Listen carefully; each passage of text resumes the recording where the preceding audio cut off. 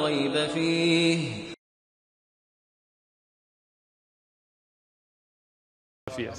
So if somebody blindly follows a Christian preacher, that's a Salafist.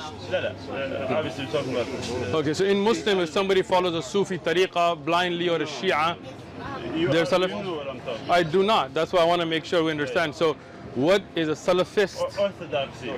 What is orthodoxy? Let's use the term orthodoxy. Okay, well, what is orthodoxy? يعني adherence blindly to something.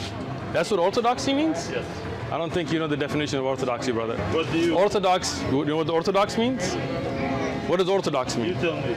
Orthodox means to stick to the original, right? So orthodoxy meaning those who stick to the original belief, and then progressive being those that try to change those things up. So Salafist and orthodoxy is not the same thing, right? You could be an orthodox Sufi or Mu'tazili or Jahmi or Ashari, and I don't think you would consider those Salafists, right? To say anybody who blindly follows anything is a Salafist it just shows ignorance of understanding what Salafist even means, right? Salafiyyah is not a sect, right? You know that. And whoever makes it a sect, this is their issue. But Salafiyyah is to follow the Salaf al-Salihin, the Sahaba, the Tabi'un, the Taba Tabi'un. In that way, every Muslim should be Salafi, so?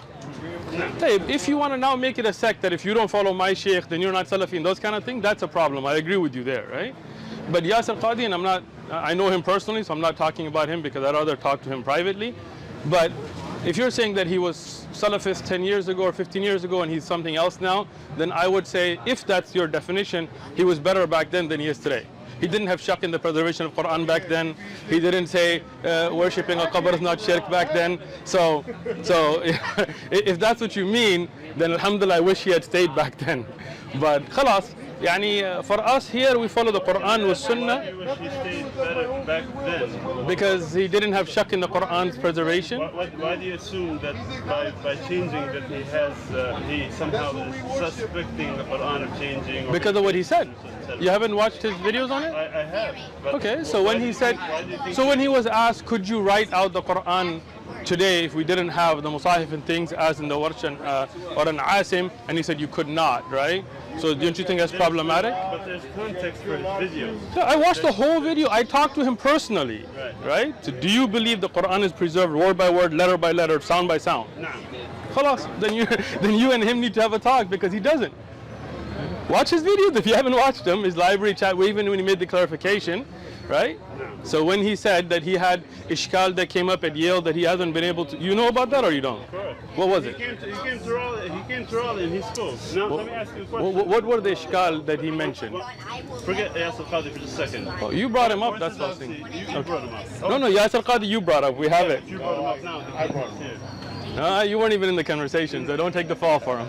Go ahead. In the context of orthodoxy, you seem to look backward. What do you mean backwards? You're saying back as opposed to progressive, which is something innovation. So you want to innovate in the religion? Why are you assuming that innovation is bad? Because Rasulullah said, "Kullu bid'atin dalala." Context. Did you hear the hadith? This attire, where did this come from? This one is made from China that I bought in Jordan. That's what you mean. Did the Prophet ﷺ wear this? He wore a qamis. He didn't wear it like this, but he wore a qamis, yes. So where did this idea of looking Muslim has to look like this? Who said you have to look like this? This is an attire that's often associated with Muslims of the Sلفي sect. Oh, I'm sorry. You are lost, brother. I'm sorry to say this, brother, but this attire is not associated with any sect, right? There are Sufis, there are Tablighi. You see the terminology. Yeah, you are. Let me explain. I don't exclude you from anything. Let me just explain why you're wrong, okay? And inshallah you will agree. So today, when you see somebody wearing a thobe, does that mean he's Salafi? Why is this associated with Islam? You said this attire is associated with Salafiyyah. So I'm asking you a question. If you see somebody wearing a thobe, like in Sudan or in Pakistan or any of these countries, does that mean they're Salafi? Generally speaking, I'm sorry. So now this is where I have to say, like when you go to see Sufis, for example, that wear thobes like this, that wear big amaim, are they Salafi? Why is it associated with Islam? Can I see again? Now you're jumping because you said something that you're wrong. Let me first clarify one thing, and then we'll go to the second. Right? We're not going to jump.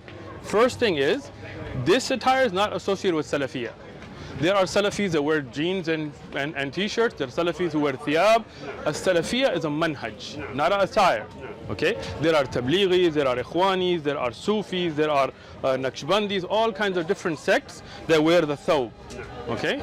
So the thawb, as you said, is incorrect. That's why you were lost, meaning you're wrong. It is not attributed to Salafiyyah. Today, in San Diego, I can show you many brothers who wear a thawb that are not Salafi, that hate Salafiyyah, and I can show you many brothers that are upon the Aqidah and the manhaj of Salafiyyah that don't wear the thawb. So that's got nothing to do with it. Secondly, we do not say that this is an obligation on the Muslim Ummah. We don't say it. You see here brothers, here in the da'wah, that are not wearing it, there are those that are wearing it, right? So we don't have like a uniform that we force on people. But let me ask you now, if you see me walking down the street, be honest, wearing this and wearing this, do you assume that I'm a Muslim? Sure.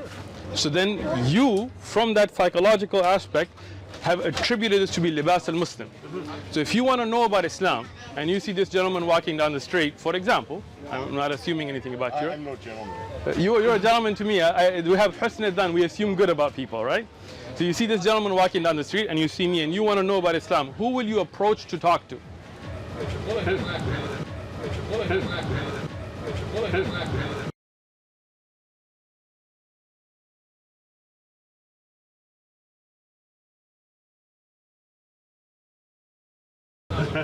Now you're lying. No. Astaghfirullah. So are you being honest? No. But tell me, if you are not Muslim and you see him walking down the street, well, so joking, lying and joking is also not permissible. You know the hadith on this, right? تعرف الحديث أو لا؟ حياكم الله. جزاك الله خير. السلام عليكم ورحمة الله. He doesn't know I'm Yeah. I know. I could believe you're an imam. That's not the question. The question was. Let me speak to the brother. just joking. It's okay.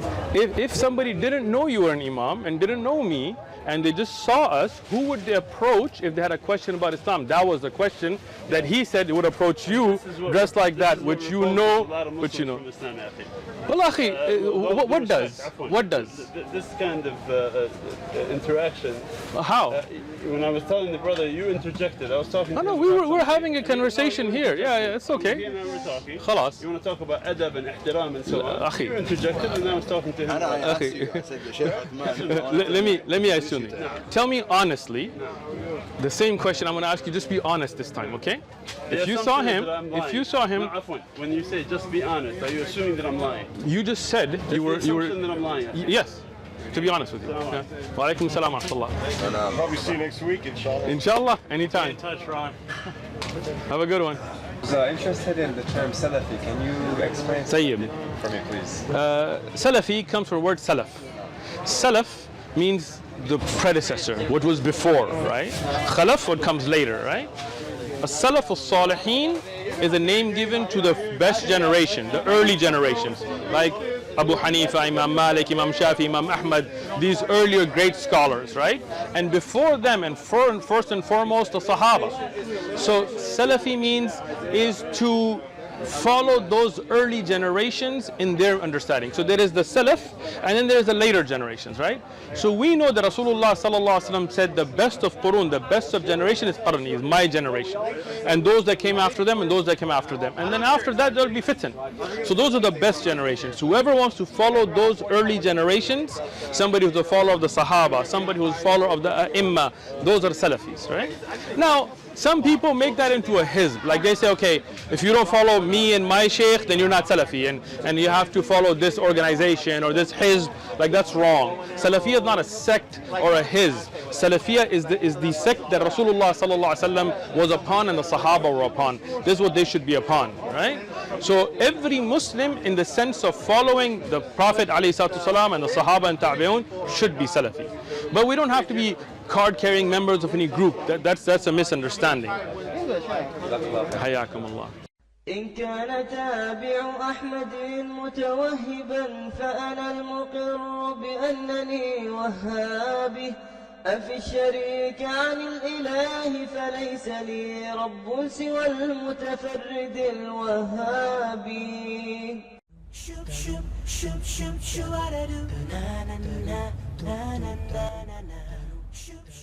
إذا أعجبك الفيديو لا تنسى الإعجاب والتعليق، ولكي يصلك كل جديد اشترك الآن.